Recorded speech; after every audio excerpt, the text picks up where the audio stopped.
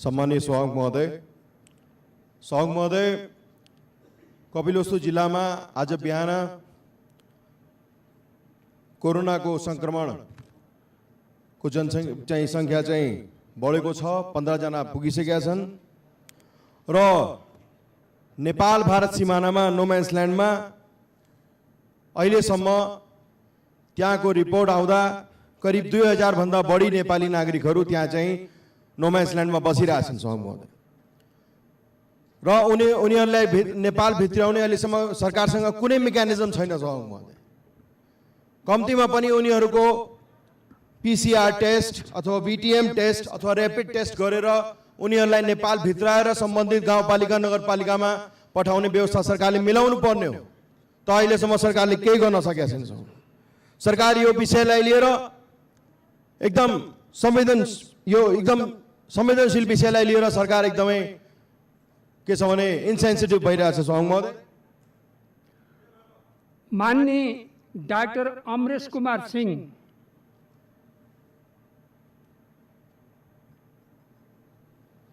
सम्मानीय सभामुख महोदय,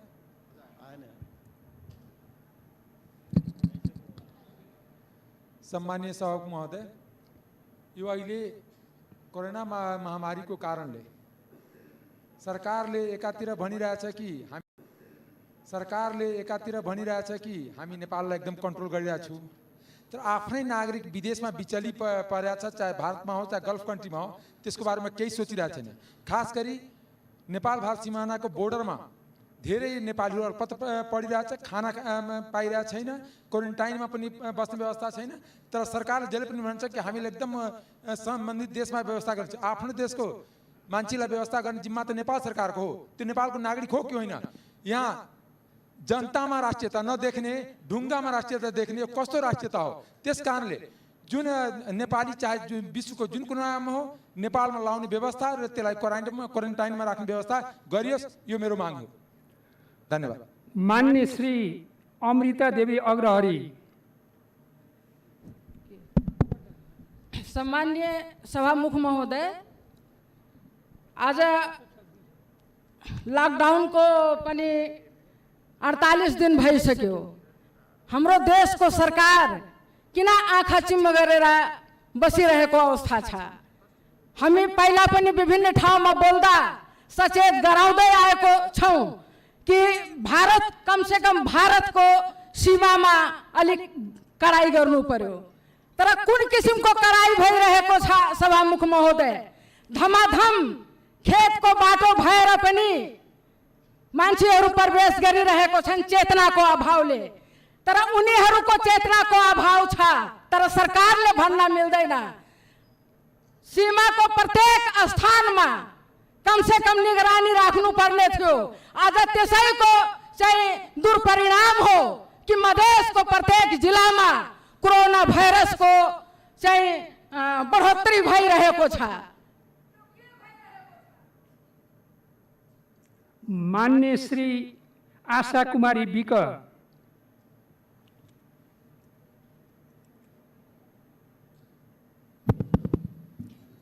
सम्माननीय सभामुख महोदय, कास्की जिल्ला महानगरपालिका वडा नम्बर 16 बाटुले चौर निवासी मोहन सुनारको भाइ समर सुनार दुबईमा मृत्यु भई दाह संस्कार उतै भइसकेको र नेपालमा दाइ मोहन सुनारलाई प्रदेश सांसदले जातीय विभेद गरेका छन्। 2077 चैत्र 26 गते भाइको दाह संस्कार भएको र सोही पालिकामा रहेको सार्वजनिक स्थानमा रहेको क्रियापुत्री भवनमा भाइको दाह संस्कार गर्नको लागि सल्लाह गर्दा दलितलाई यो भवन प्रयोग गर्न मिल्दैन भनी प्रदेश सांसदले विज्ञप्ति निकालेर एउटा सनातन धर्मको आधारमा विज्ञप्ति निकालेर दलितमाथि विभेद भएको छ। त्यसैले सभामुख मार्फत सम्बन्धित व्यक्तिलाई कानुनको दायरामा लिएर सभामुख मार्फत सरकारको ध्यान आकर्षण गर्न चाहन्छु। हस्त धन्यवाद। मान्य श्री इन्दु कुमारी शर्मा। सम्माननीय सभामुख महोदय, 1 महिनाभित्र महोत्तरी र धनुषामा गरी घरेलु विषाक्त मदिरा सेवनबाट 20 जना गरिब विपन्न परिवार मजदुरहरूको मृत्यु भएको छ। सुनिए अनुसार मृतकहरू कोरोना महामारीका कारण नभई घरेलु विषालु मदिराका कारणले मृत्यु भएको बुझिन्छ। तर दुर्भाग्य कोरोना महामारीबाट हालसम्म बाँच्ने सौभाग्य पाएका हामी नेपालीहरू प्रदेश सरकार, स्थानीय सरकार र सुरक्षा निकायको लापरवाहीका कारण 20 जना विपन्न परिवारका नेपालीहरूको मृत्यु भएको खबरले म दुःखी भएको छु। विशेष गरेर अहिले महामारीको समयमा जनताहरू घरभित्र कैद रहेको अवस्थामा सुरक्षा निकायको भूमिका महत्त्वपूर्ण छ। तर महोत्तरी लगायतका जिल्लाहरूमा मदिरा र खाद्यान्नको व्यापक तस्करी भइरहेको छ। यसै क्रममा विभिन्न ठाउँहरूमा तस्करहरूद्वारा सीमा क्षेत्रमा महिला हिंसाको घटना पनि वृद्धि भएको छ। सर्वप्रथम म विषालु मदिरा सेवन गरी मृत्यु भएका मृतकहरूप्रति हार्दिक श्रद्धाञ्जली व्यक्त गर्न चाहन्छु र विषाक्त घरेलु मदिरा बिक्री वितरणमा रोक लगाइयोस्। साथै यस घटनाको छानबिन गरी लापरवाही गर्नेलाई तुरन्त कारबाहीको माग गर्दछु र सीमा क्षेत्रमा भइरहेको तस्करी, महिला हिंसा रोक्न गृहमन्त्रीको ध्यान आकर्षण गराउन चाहन्छु। धन्यवाद। मान्य श्री उमाकान्त चौधरी। सम्माननीय सभामुख महोदय, मुलुक कोरोनासँग लडिरहेको बेला सरकारले बेमौसमी 2वटा अध्यादेश ल्याएर जनतालाई रमिता देखाउने काम किन गर्यो र लगत्तै किन फिर्ता गर्यो? सार्वभौम सांसदलाई छलेर ल्याइएका ती 2टा अध्यादेश ल्याइए र फिर्ता के कारणले गरे? अविलम्ब सार्वभौम सांसदलाई जानकारी चाहियो।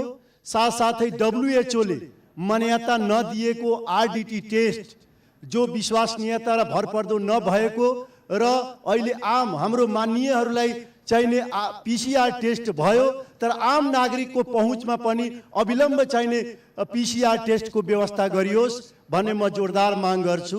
धन्यवाद। मान्य श्री खगराज अधिकारी।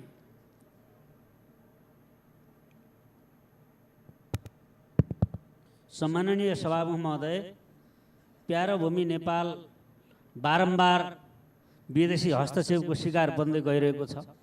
आज लिपुलेक, लिम्पियाधुरा र कालापानी क्षेत्रमा बाटो बनाएर हाम्रो असल छिमेकीपनमाथि, हाम्रो राष्ट्रिय हितमाथि वैदेशिक हस्तक्षेपले जुन मर्मान्त भएको छ, म सम्पूर्ण नेपाली जनताको तर्फबाट जनप्रतिनिधिको हैसियतले त्यो घटनाको तीव्र विरोध गर्न चाहन्छु, निन्दा गर्न चाहन्छु, घृणा व्यक्त गर्न चाहन्छु र सम्पूर्ण राष्ट्रलाई एकताबद्ध भएर फेरि मातृभूमि नेपाल जोगाउनका निम्ति हामी एक ठाउँमा उभिनका निम्ति म हार्दिक अपिल गर्न चाहन्छु। धन्यवाद।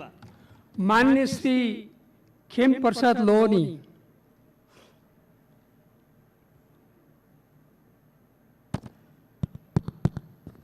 सम्माननीय सभामुखज्यू, कोरोना भाइरस जस्तो महामारीबाट जनतालाई जोगाउन लकडाउन गरेको आज 49औं दिन भयो। अहिलेसम्म 120 जना संक्रमितहरू नेपालमा देखिएका छन्।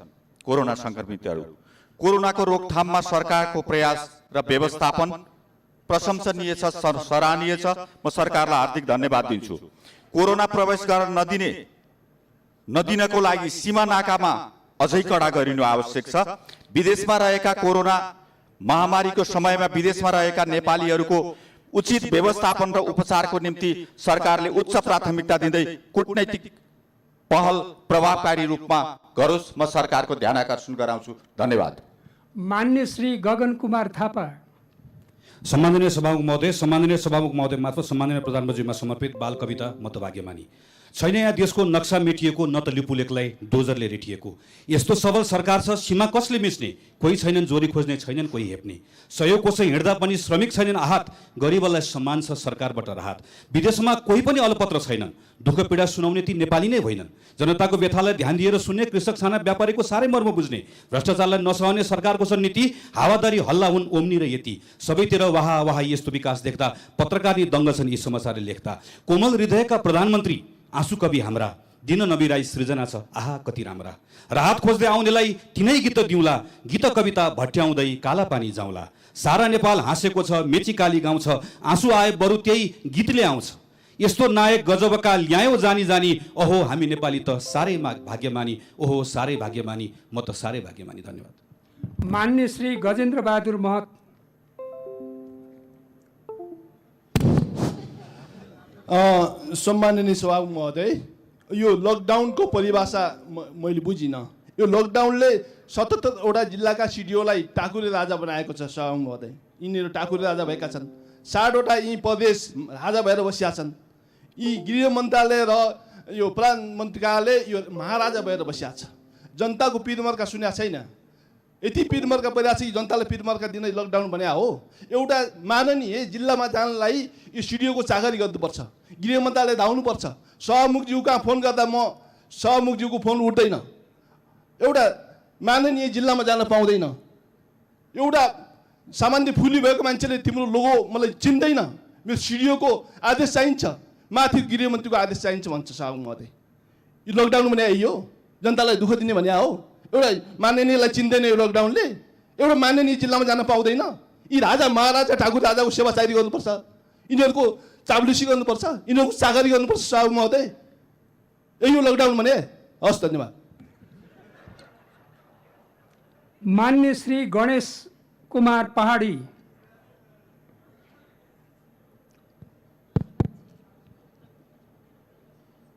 सम्माननीय सभामुख महोदय, लिम्पियाधुरा, लिपुलेक र कालापानी क्षेत्रको सम्पूर्ण भूभाग नेपालको रहेको कुरा ऐतिहासिक तथ्य र प्रमाणहरूले प्रमाणित गरिसकेको छ। सन् 1816 को सुगौली सन्धिले स्पष्ट गरेको लिम्पियाधुराबाट निस्कने कुटीयाङदिनी महाकाली नदी भएकोले सो पूर्वको करिब 400 वर्ग किलोमिटर नेपाली भूभाग भारतले अतिक्रमण गरी आफ्नो राजनैतिक र प्रशासनिक नियन्त्रणमा राखेकोले उक्त भूभाग फिर्ताली नेपालको राजनैतिक र प्रशासनिक उपस्थिति कायम गराउनको लागि र भारत सरकारसँग तत्काल वार्ता गरी कालापानी क्षेत्रमा निर्माणाधीन सडकको काम तत्काल रोक्नको लागि सम्माननीय सभामुख मार्फत नेपाल सरकारको ध्यान आकर्षण गराउँछु। धन्यवाद। मान्य श्री गणेश सिंह ठगुन्ना।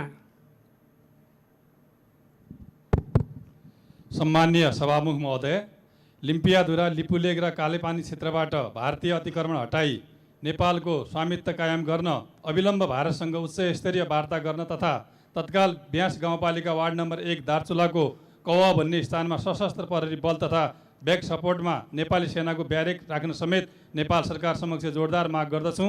साथै भारत लगायत विदेशमा कैयन नेपाली नागरिकहरू अल्पत्र परि कष्टकर जीवन व्यतीत गरिरहेकाले अल्पत्र नागरिकहरूलाई सुरक्षित देशभित्र ल्याउन आवश्यक गृह कार्यसहित निर्णय गर्न सरकार समक्ष अनुरोध गर्दछौँ। धन्यवाद। मान्य श्री गङ्गा चौधरी सदगौवा। सम्माननीय सभामुख महोदय, लिपुलेक मानसरोवर राष्ट्र भारत र चीनको व्यापारिक सडक भनी जारी जसरी नेपालको भूमि प्रयोग भएको गरिएको छ, यसमा हामी स्वाभिमानी नेपालीहरूको तर्फबाट जति निन्दा गरे पनि त्यो निन्दनीय हुन्छ। त्यसकारणले गर्दाखेरि म यसप्रति म घोर भर्सना पनि गर्न चाहन्छु। सम्मान्य सभामुख महोदय, आफूलाई विश्वमा धनी र ठुलो देश भनेर घमण्ड गर्ने भारत तर नेपालको अगाडि भिखारी र गरिब मध्ये एक हो त्यो भारत देश नेपाल। र हाम्रो भिख मागेर भूमि मिचेको भए बेग्लै कुरा हुन्थ्यो, तर हाम्रो भूमि चोरेर बनाएको बाटोको विरुद्धमा हामी अन्तर्राष्ट्रिय अदालत जानुपर्छ, अर्को विकल्प केही पनि छैन। धन्यवाद। मान्य श्री घनश्याम खतिवडा। सम्माननीय सभामुख महोदय, आज दार्चुलाको लिपुलेक, कालापानी, लिम्पियाधुरा क्षेत्र दुखेको छ। राष्ट्रियता भारतबाट पटक पटक जङ्गे पिलरमा भएका अतिक्रमणबाट राष्ट्रियता दुख्ने गरेको छ। यही सन्दर्भमा चीनको पनि असल नियत देखिएन सभामुख महोदय। नेपालको भूमिमा भारत र चीनले सम्झौता गरेर बाटो बनाएर हाम्रो राष्ट्रियता कुल्चिएको विषयलाई हामीले यो सदनबाट एकमतका साथ आवाज उठिरहेको सन्दर्भमा सरकारले अन्तर्राष्ट्रिय अदालतमा यो मुद्दालाई लानुपर्छ र हाम्रो भूमि हाम्रो देशमा कायम गर्नुपर्छ भन्ने जोरदार माग गर्न चाहन्छु सभामुख महोदय। धन्यवाद। मान्य श्री चन्दा चौधरी। सम्माननीय सभामुख महोदय, यो सङ्कटकालीन अवस्थामा हाम्रो देशको जनता बिहारका बोर्डरमा जुन क्वारेन्टाइनमा बसेर 14 दिन उहाँहरूको PCR टेस्ट गरेर बिहारको राज्य सरकारले पटना पठाएर बोर्डरमा 14 दिन क्वारेन्टाइनमा राखेर र प्रमाणपत्र दिएर पठाउँदा पनि नेपालको बोर्डरबाट आफ्नो जनतालाई प्रशासनले सुरक्षित गर्न नसक्ने, यो कहाँको नियम र कहाँको कानुन होला भन्ने म सरकारसँग सोध्न चाहन्छु। र जुन हाम्रो निकाय छ, पुलिस प्रशासन छ, त्यस्तो जनतालाई व्यवस्थित किन गर्दैन, सरकारको निर्देशन किन त्यस्तो छैन, त्यो म जान्न चाहन्छु सभामुख हजुर मार्फत।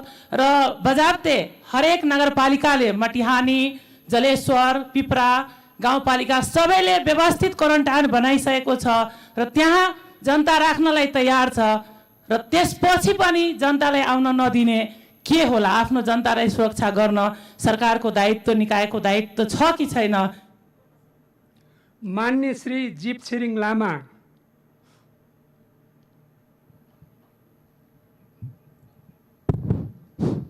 सामान्य सभामुख महोदय, र यो भारतले, यो छिमेकी राष्ट्र, ठुलो देशले अनि ठुलो दाइले किन सानो भाइलाई, सानो देशलाई सधैँ किन हस्तक्षेप गर्छन्? सधैँ तराईमा चाहिँ सधैँ चाहिँ के अरे तराईको क्षेत्रमा महाकालीदेखि मेचीसम्म चाहिँ तपाईँको चाहिँ सधैँ चाहिँ के अरे नेपाली जनताको चाहिँ जग्गा जमिन मित्तै आउँछन्। अनि अहिले चाहिँ 2008देखि चाहिँ लिपुलेमा सडक बनाउँदै थियो। यो सरकारलाई थाहा छैन, नेताहरूलाई थाहा छैन। म सोध्न चाहन्छु र 1860मा जङ्गबहादुरले 960 गाडेको प्लेन कहाँ छ? नेपाल सरकारलाई थाहा छैन। त्यस कारणले योतर्फ चाहिँ सरकारले ध्यान दियोस् र कुनै पनि हालतमा नेपालको चाहिँ सीमालाई मिच्नु हुँदैन। र आज हाम्रो सरकार, हाम्रो नेताहरू अनि जहिले पनि तपाईँको चाहिँ विदेशको चाकरी गर्ने अनि आज हेर्न थाले उनीहरूले। अनि हामी जहिले पनि विदेशीको चाकरी गर्ने अनि विदेशीको चाकरी चाहिँ हेर्दैन। अनि यो चाकरी गरेर छोड्नुपर्छ। मान्य श्री उमा रेग्मी।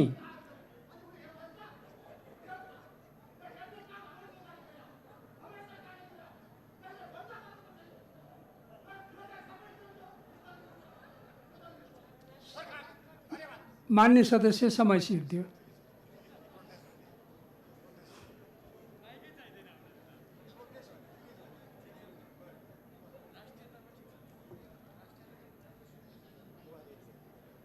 मान्य सदस्य, मान्य श्री उमा रेग्मी।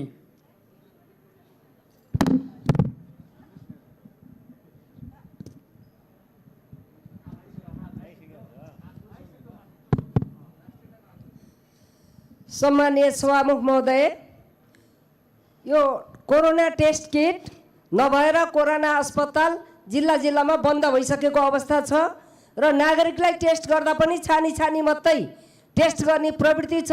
रोगले त छानी छानी लाग्दैन नि। त्यस कारणले सबै नागरिकलाई टेस्ट गर्ने व्यवस्था चाहिँ सरकारले गर्नुपर्दछ। अर्को कुरा, बोर्डरमा आएका नेपालीहरूलाई हामी रेमिटेन्स चाहिँ राम्रो मान्ने, तर बोर्डरमा आएका नेपालीहरूलाई चेक जाँच गरेर भित्र लिएर आएर, नेपालभित्र लिएर आएर क्वारेन्टाइनमा चाहिँ राखेर भित्राउनु पर्ने आवश्यकता छ। तिनीहरू नेपाली हुन्, उनीहरूले आफ्नो भूमिमा फर्कन पाउने उनीहरूको अधिकार छ। त्यस कारणले यसको व्यवस्था सरकारले छिटोभन्दा छिटो गरोस्। म जोरदार सरकारसँग माग गर्न चाहन्छु। धन्यवाद।